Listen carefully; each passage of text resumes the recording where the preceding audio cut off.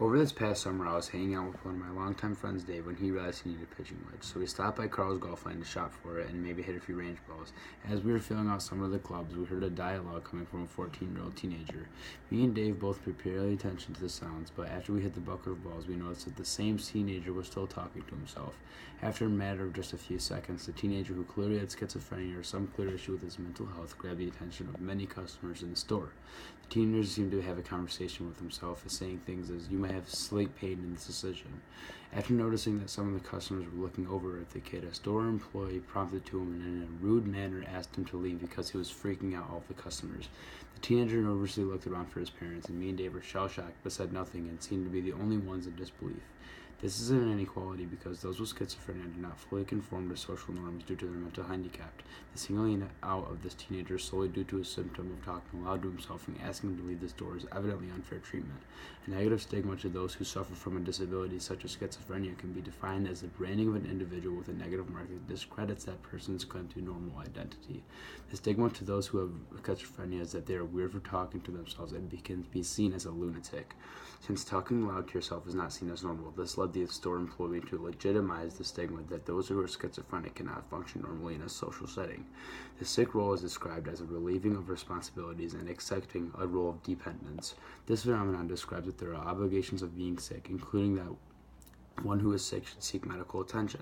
The store employee held this against the teen as he perceives that if you suffer from a mental illness, you should be in a health institution seeking some sort of curing rather than acting in a public setting.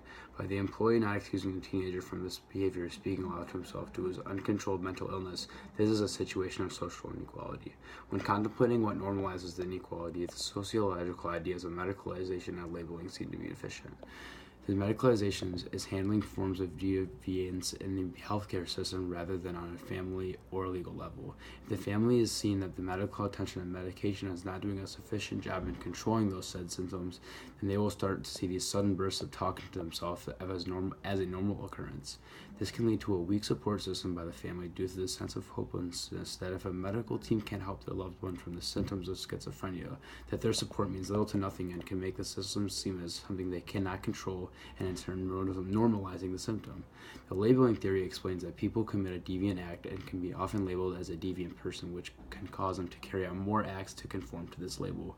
The most common label that those who suffer from schizophrenia receive is that they are simply lunatic. By hearing things such as "you're freaking everyone out," they perceive that everyone around them thinks that they are crazy, and they will conform to these actions of speaking aloud because many have already labeled them crazy due to their illness.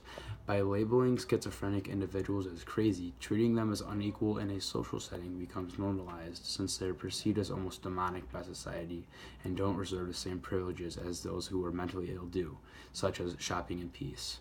Thinking back to that day, there was definitely something I should have said to the store employee to either save that team from utter embarrassment.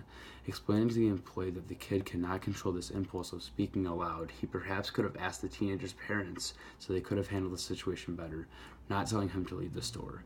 Although speaking out to the store employee most likely wouldn't change that specific situation for the better, it may have informed the employee to approach a similar situation with more caution. Agency is defined by one's free will and desire to act independently, while structure is defined as the factors or social forces that influence one's decision and acts as a system that may restrict how one acts. My agency in this situation would have been to address the employee so he could recognize his comments shouldn't be accepted and that dealing with those who suffer from mental issues is a fragile matter. My agency is what I should have said. The structure during the situation is that in a golf store, it seems that a professional upper middle class etiquette is expected and that speaking aloud is considered a deviant or outside the social norm act. For some in the room, it seemed that they expected an employee to say something and didn't necessarily see this as an act of social inequality. There is also a system of stigma in the United States against mental disabilities as a whole, so the treating of one unfairly without a challenge is a commonality, as what happened in this circumstance at Colorado Golf Line over the summer.